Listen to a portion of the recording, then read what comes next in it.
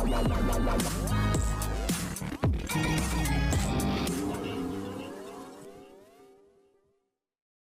Everyone, you are watching serial से आप आज चैनल को सब्सक्राइब करें और नोटिफिकेशन बेल प्रेस करना ना भूलें।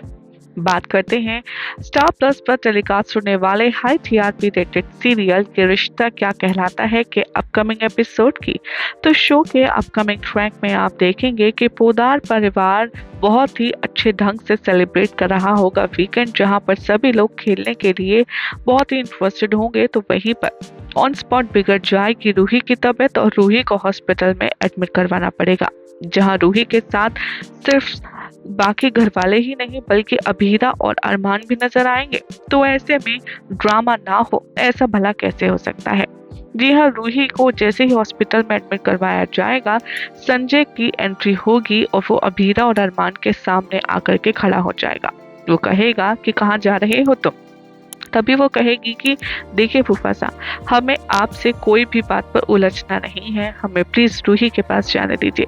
संजय कहता है कि वो तो शुक्र मनाओ यहाँ पर मासा नहीं है, अगर मासा यहाँ होती तो तुम्हारे हॉस्पिटल आने की भी हिम्मत नहीं होती। जिसे सुनकर के अभीरा कहती है कि हिम्मत की तो आप बात करिए ही मत, वो तो भगवान ने हमें अनलिमिटेड स्टॉक दिया है, लेकिन रही बात रूही की तो मुझे उससे मिलना है। संजय कहता है ये तो बताओ किस हक से तुम रूही से मिलना चाहती हो।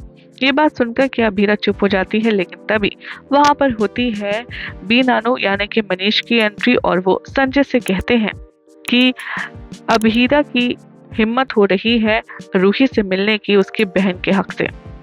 तभी वो कहते हैं कि बार बार पोदार परिवार बोलते तो ऐसे हो जैसे कि कोई रजवाड़ों का खानदान है, और वैसे भी मुझे तो समझ नहीं आता कि आपको मेरी बच्चियों से प्रॉब्लम क्या है। तभी वो कहते हैं कि अभीरा, अगर तुम चाहती हो रूही से मिलना तो तुम जरूर मिलोगी, मैं भी देखता हूँ कि कौन रोकता है। इधर दूसरी तरफ आप देखेंगे कि जैसे ये सारी बातें चल रही होंगी, जो दक्ष है वो रोने लगेगा।